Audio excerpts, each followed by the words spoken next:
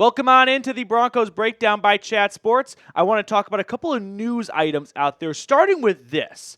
Bo Nix, alternate for the AFC Pro Bowl at quarterback, was unable to accept his invitation to participate, with a couple other guys declining because of a previously scheduled routine and minor postseason cleanup procedure.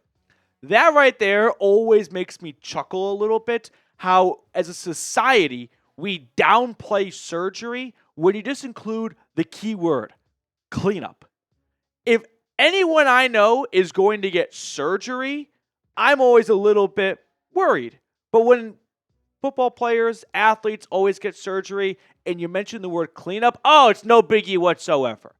It's just a cleanup, right? We're just doing a quick check-in basically. That always to me is just a little funny that we completely blow past surgery as long as the word cleanup is somewhere in the sentence.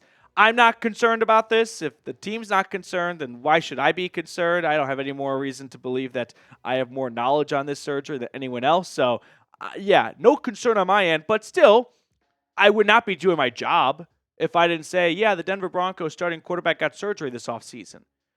No idea what the surgery is on specifically. He got his back injured, so hopefully it's not back surgery. I don't remember a knee injury popping up. Usually, like the cleanup surgeries are in the knee, hopefully not his shoulder, but it's something to keep an eye on. Just file this away for when OTAs and minicamp get here. If Nix is not able to participate, not a full participant, then in April, May, June, I'll be a little bit more concerned. But he's got time on his hands right now and plenty of time to sit back, rehab, and recover and return to, the way he left things in 2024. 66% completion percentage, 3,700 yards, 29 touchdowns, and 12 interceptions. So unfortunately for Nix, he does not get to go to the Pro Bowl, which it's an absolute joke. And every year I get mad at myself. I almost said this is the worst Pro Bowl selection of quarterbacks. After Joe Burrow, you've got Russell Wilson, who played 2/3 of the season and sucked the last 5 games. And Drake May, who played 2/3 of the season and had some good games for a rookie. But, nothing screams like best of your class. 15 touchdowns and 10 interceptions. The NFL and the NBA and all these leagues are wondering, how do we fix the Pro Bowl? And they're so focused on fixing the game itself, they never actually think, maybe we should fix the personnel. Players going. Maybe we should make it something where it's not an absolute joke and Tyler Huntley is going there to play dodgeball. I was about to say this is the worst Pro Bowl quarterback room, but Joe Burrow helps out a lot. But then I remembered, last year Gardner Minshew went and Tyler Huntley went the year before that. So you can do worse, I guess. But nevertheless, let's show Bo Nix some support right now. Type 10 down below to give him your support on a quick, speedy recovery. Is it quick or speedy? If an English major can let me know. I always wrestle with this one here. You think it's speedy? I think it's speedy recovery. I think it's a quick recovery. I don't know. Also, make sure to subscribe for free daily Broncos content. We're going to get you guys everything you need to know about your favorite team right here. Moving on, some other news items I want to talk about. Former Broncos pass game coordinator Johnny Morton signed his deal to become the Lions offensive coordinator. So, yet again, another Broncos coach coordinator leaving to be an NFC North offensive coordinator. We've got John Morton, former passing game coordinator, going to the Lions to be their offensive coordinator. Former Broncos tight ends coach Declan Doyle going to Chicago to be Ben Johnson's new offensive coordinator. And then longtime assistant GM through multiple front offices, Darren Mugi, going to the Jets to be their GM. I know this might not look good to see a lot of players or a lot of coaches being poached away and taken to other teams. Overall, this is a positive sign. Would you rather be a team that has no good coaches that no one wants to hire and you probably aren't winning a lot of football games, but at least you're keeping your bad coaches? Or a team that wins 10 games and the NFL thinks so highly of what the coaches were able to do with that roster that they come in and just take the coaches? I know it sounds crazy. I'd rather be the latter because at least you're doing something right that other teams want to have a piece of it. It's like no press is bad press. I'd rather be in the conversation, be the man in the arena, than completely sit out. Sure, no one poaches your coaches, but you don't have any coaches worth poaching. Now, give me the big fish. So I think this is overall a positive, healthy sign that the Broncos under Sean Payton have the right pieces in place at the top because they are hiring the right people to delegate to that other teams want to come in and promote on their coaching staff. We've got some more news to get to, so do not go anywhere. But first things first, Game Time, our sponsor today, has an awesome deal for Broncos Country. It's called Game Time Picks. What that means is you're going to get tickets to see your favorite teams play live even easier. Let's say you want to go to an Avs game, all right? Hop on Game Time, and you're going to see that they've got zone deals, flash deals, all these incredible deals to help you save money. Now, one thing I really like about Game Time is their all-in pricing option. Toggling this feature shows the total upfront cost with no surprise fees at checkout. Plus, they offer the Game Time guarantee.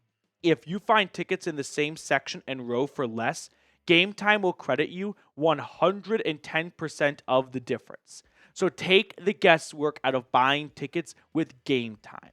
Download the Game Time app, create an account, and use code CHATSPORTS for $20 off your first purchase. Terms apply. Again, create an account and redeem code CHAT Sports for $20 off. Download Game Time today.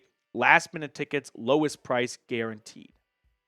This is a piece of news that I'm really excited to share with you guys. And you probably have already seen it, but if not, the Denver Broncos ownership group is gifting 15,000 plus brand new helmets to every high school in Colorado to help support youth football across the state and make it accessible for everyone to play football if they would like to and not have any costs get in the way for programs or for families. And I think this is an incredible, generous, and inspiring move for other owners to hopefully follow suit in, because the Colorado high school athletic director, he had some long title, I don't remember it. He said this is like a first in the entire country. So big shout out and big round of applause for the Walton Penner ownership group for being so generous with their money. This is $12+ million, by the way. And there's not like a return on your investment. They're not spending $12 million on a new locker room for players to come to, spend time in Denver and sign with the Broncos. Nope, they're just giving away $12 million for the betterment of their community. It's a community that they're new to, right? Walmart's not from Colorado, but they are doing everything they can to embrace themselves and just dive head first into their new Rocky Mountain region by spending $12+ million on brand new helmets for every single high schooler that wants to play football in Colorado. And so now we're seeing yet another piece of great just spending is the best way to put it, I guess, from the ownership group. Remember, quick trip down memory lane. Walton Penner ownership group expanded the jumbotron. They increased it 30%, something like that. Stadium renovations, they did that going into this past season, really pimped out the suites and everything like that. They also brought in more local food into the stadium. Remember when they spent $500,000 on brand new grass for one game?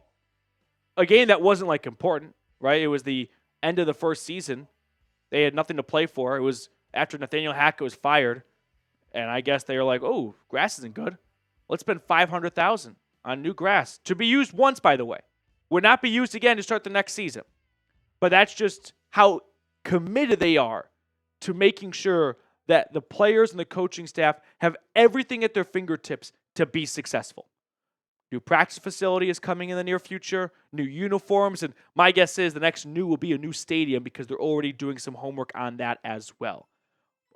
Broncos country, you have to be encouraged that you've got the right people and owners at the top to allow greatness and success to trickle down. Take the Washington Commanders, for example. They get rid of owner Dan Snyder. Year one without him, they're in the NFC Championship game. This stuff is contagious in the building.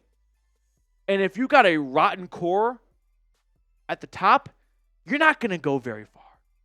Every couple of years, you might be able to pop off for an unexpected good season because you had a couple of bounces go your way. You got some good talent to overcome horrible frustration or horrible front office play and ownership. But thankfully, this will never be an issue for the Broncos because their ownership group is going to ensure that the players and the coaches get everything they could possibly ask for to be successful. And that is a huge sigh of relief that the fans need to have and be reminded of every so often. One more thing that came out today, it's been a busy day.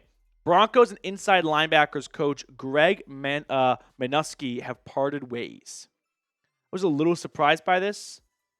Hand up, I was not very knowledgeable on the Broncos inside linebackers coach Greg Manusky. I didn't see this coming, but for how well Cody Barton played after Alex Singleton went down, I didn't expect there to be a shakeup at the inside linebackers coach. So maybe there's a little bit more to the story. I'm not really sure. I don't think he was just fired because they didn't like the way the linebackers played this year. There's the news, and with that news, that means there's one more opening. Special teams coordinator after firing Ben Kotwika, tight ends coach to replace Declan Doyle, who's in Chicago as the OC, inside linebackers coach, passing game coordinator to replace Johnny Morton, who is in Detroit as their OC, and then a new assistant right-hand man for George Payton. All right, that will do it for us on today's episode. Thank you guys so much for tuning in. I hope you enjoyed it. If you did, give us a like. Always try to remember to like the video. It does help grow the channel more than you might realize.